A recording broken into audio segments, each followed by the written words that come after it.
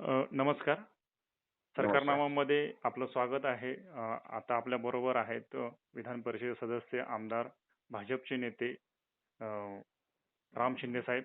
Sir, Rohit हां, बोला. पवार यांची संघर्ष यात्रा सुरू होत आहे. त्याचबरोबर मराठा आरक्षणाचं राज्यामध्ये वातावरण गरम आहे. त्या पार्श्वभूमीवर आपली नेमकी भूमिका काय आहे?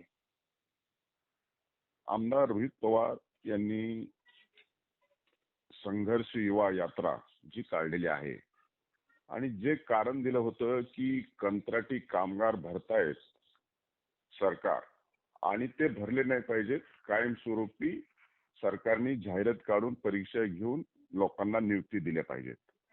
परंतु मला वाटतं की राज्याचे उपमुख्यमंत्री आदरणीय देवेंद्रजी फडणवीस साहेब यांनी पत्रकार परिषद घेऊन तो कंत्राटी कामगारांचा शासन निर्णय कधी झाला या संदर्भामध्ये क्लिअर कट सांगितलेला आहे की हा उद्धव ठाकरे साहेब मुख्यमंत्री असताना आदरणीय शरद पवार साहेबांच्या आशीर्वादानं तो शासन निर्णय काढला आणि ते सगळे शासन निर्णय माननीय मुख्यमंत्री एकनाथरावजी शिंदे साहेब असतील, फडणवीस साहेब असतील आणि एकूणच अजितदादा पवार असतील या सरकारच्या कालखंडात तात्काळ तो निर्णय मागे घेण्यात आलाय. त्यामुळं यांच्या संघर्ष युवा यात्रेला कुठलंही महत्व राहिलेलं नाही.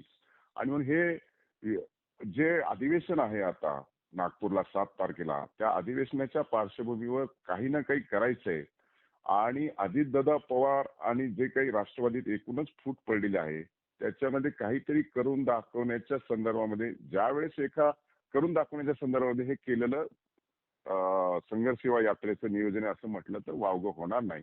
त्याचं कारण असं आहे की तुम्ही ज्या उद्देशाने यात्रा काढत होते तो उद्देशच राहिला नाही तर ही यात्रा नेमकी का आणि कशासाठी काढली जाते हे काय कारण लपून राहिलेलं नाही. नेता होण्याची खूप घाई झालेली आहे, परंतु नेता होत असताना त्याचे इथिक्स पण पाळले पाहिजेत असं आमच्यासारख्या बाहेरच्या लोकांना वाटतं. शेवटी ज्याचं त्याचं ज्यांनी काय करायचं ते त्याचा त्याचा अधिकार आहे लोकशाहीमध्ये, त्याला काही अडचण नाही.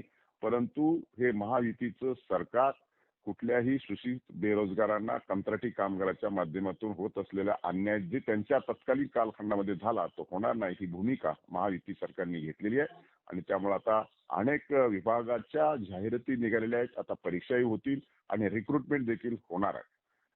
सर, याचबरोबर आता तुम्ही महायुतीचं सरकार आहे असं म्हणताय आणि आता शिंदे साहेब आणि फडणवीस साहेब दिल्लीचा मराठा आरक्षणासंदर्भात त्यांची बैठक झालेली. या संदर्भात काय आपल्याकडे अपडेट आहेत का? मला वाटतं की रात्री दिल्लीला गेले होते माननीय मुख्यमंत्री उपमुख्यमंत्री आणि त्या संदर्भामध्ये मराठा आरक्षण हे तीव्र होते. 40 दिवसाचा अल्टिमेटम परवाच संपलेला आहे. धनगर आरक्षणाचा प्रश्न आहे, आणखी काही महाराष्ट्रातले अनेक प्रश्न आहेत. या संदर्भामध्ये नक्की शेवटी महाराष्ट्रातला हा हॉट इश्यू आहे आणि या विषयावरती चर्चा होणं अपेक्षित आहे. मला वाटतं की नक्की झाली असेल या विषयावरती चर्चा आणि माननीय मुख्यमंत्री माननीय उपमुख्यमंत्री दोन्ही याच्यासाठी आग्रही आहेत, सकारात्मक आहे. त्याच्यावर नक्की निर्णय निघेल अशी अपेक्षा आहे. शेवटी हे पहा, महायुतीच्या कालखंडामध्येच लोकांना महायुतीच्या नेतृत्वाकडून काही ना काही आपण केलं तर मिळण्याची अपेक्षा आहे. शेवटी धनगर देवेंद्रजी समाजाच्या फडणवीस आरक्षणाबाबत काय भूमिका असेल? धनगर समाजाच्या आरक्षणाबद्दल देखील सह्याद्रीवरती 2 तास सर्वपक्षीय आंदोलन करते आणि सर्वपक्षीय आजी माजी धनगर समाजाच्या नेत्यांच्या बरोबर देखील बैठक झाली. त्या संदर्भात देखील सगळ्या नेतृत्वाने सांगितलं की अतिशय चांगली बैठक झाली आणि त्या दृष्टिकोनातून देखील ठोस पाऊल असं सरकारने उचललेले. त्यांनी धनगर समाजाने जे जे मुद्दे बैठकीमध्ये उपस्थित केले त्या मुद्द्याच्या अनुसरून सरकार कारवाई करते असा माझा विश्वास आहे. मला वाटतं काल देखील दसरा मेळावा झाल्यानंतर मी माननीय मुख्यमंत्री उपमुख्यमंत्री यांच्याशी संपर्क साधून आहे. माननीय ग्रामविकास मंत्री गिरीश महाजन साहेब हे कोऑर्डिनेट करतात. त्यांनी देखील सांगितले आता लवकरच त्याची बैठक देखील होईल. पण दोन्ही विषय हे धनगर आरक्षण असेल की मराठा आरक्षण असेल या संदर्भामध्ये सकारात्मक सरकार चर्चा करत आहे. सर, आता पंतप्रधान शिर्डी दौऱ्यावर येत आहेत आणि ह्या दौऱ्याच्या पार्श्वभूमीवर मराठा समाज आरक्षणावर पंतप्रधानांनी भूमिका व्यक्त करावी अशी मागणी करत आहे. या संदर्भात काही आपल्याकडे? मला वाटतं की माननीय देशाचे पंतप्रधान नरेंद्रजी मोदी साहेब हे शिर्डी येथे येत आहेत आणि शिर्डीच्या पार्श्वभूमीवरती हे दोन्ही आरक्षणाचे विषय त्यांच्या कानावरती नक्की घातलेले असतील आणि म्हणून एकूणच 6-7 कामांचं भूमिपूजन, उद्घाटन आणि लोकार्पण सोहळा आहे. त्या पार्श्वभूमीवरती शेवटी देशाचे पंतप्रधान येतात आणि त्या राज्यातला जर विषय असेल तर मला वाटतं की माननीय मुख्यमंत्री उपमुख्यमंत्र्यांनी हा विषय केला असेल आणि त्या संदर्भामध्ये सूचक असं वक्तव्य देखील माननीय पंतप्रधान करतील अशी साईबाबांच्या नगरीमध्ये निश्चित स्वरूपामध्ये करतील अशी अपेक्षा आहे.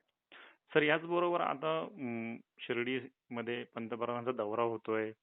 भाजप खूप ताकदीने ह्या दौरा यशस्वी होण्यासाठी काम करते, पण कुठंतरी दुही दिसतीये. एक उत्तरेकडचं आणि दक्षिणेकडचं असं चित्र दिसतंय. काही ठिकाणाहून सकल मराठा महासमाजाचे लोक गाड्या रिवर्स पाठवून देत आहेत. शेवगावमध्ये आत्ता प्रकार झालेला आहे. नेमकं काय भूमिका आहे बाबा ह्याच्यावर भाजपची?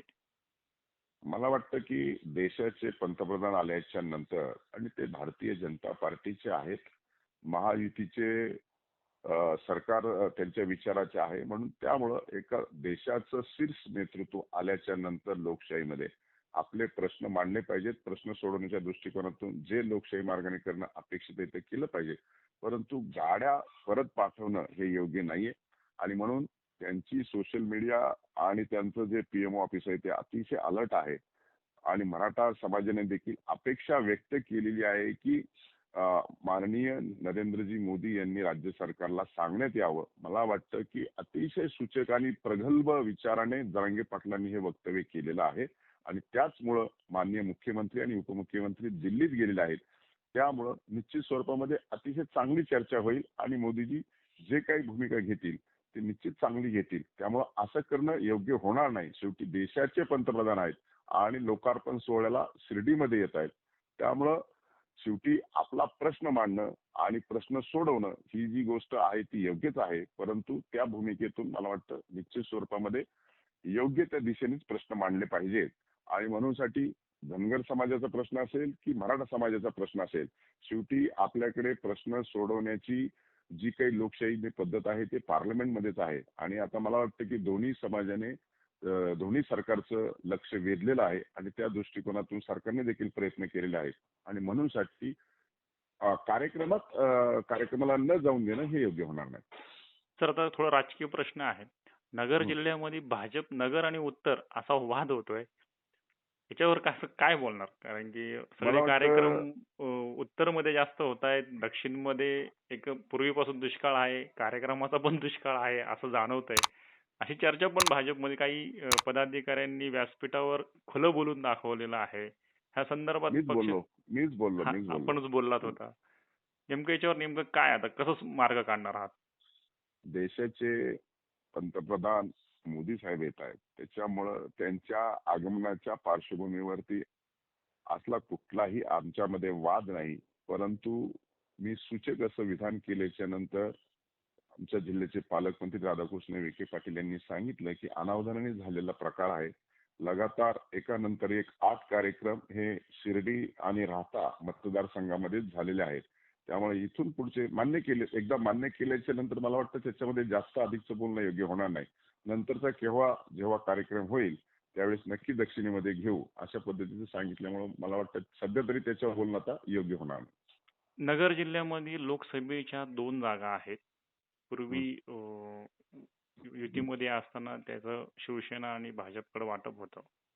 हं. ह्यावेळेस लोकसभेच्या जागेच्या वाटपाची भूमिका भाजपची काय असणार आहे? की अशी चर्चा आहे की दोन्ही जागा भाजप चिन्हावर लढवणार आहेत. त्यात तुम्ही पण इच्छुक आहात. याच्यावर काय आहे?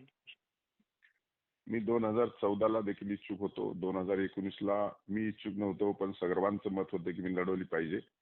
आणि आता 24 मी इच्छा व्यक्त केलेली आहे. शेवटी हा निर्णय आमचं राज्यातलं नेतृत्व, पार्लमेंटरी बोर्ड जे आहे राज्यामध्ये, देशामध्ये आहे, तो निर्णय करत असतो. त्यामुळे हा विषय कोण व्यक्तिगत घेऊ शकत नाही आणि शेवटी हा पक्षाचा धोरणात्मक निर्णय आहे आणि त्यामुळे निवडणुकीच्या अगोदर यावरती नक्कीच चर्चा होईल आणि त्या दृष्टिकोनातूनच शेवटी कोणालाही वाटत नाही की आमच्या पक्षाची जागा दुसऱ्याला सोडली जावी आणि म्हणून आता तरी सध्या दक्षिणेची जागा भारतीय जनता पार्टीकडे आहे आणि उत्तरेची जागा शिवसेनेकडे आहे.